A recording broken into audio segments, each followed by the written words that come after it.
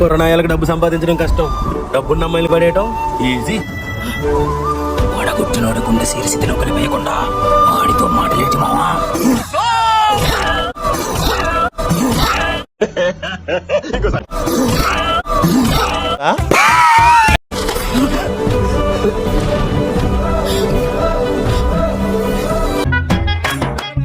నువ్వు సరిపోతాయా పేద ఫార్మాలిటీకి గని గని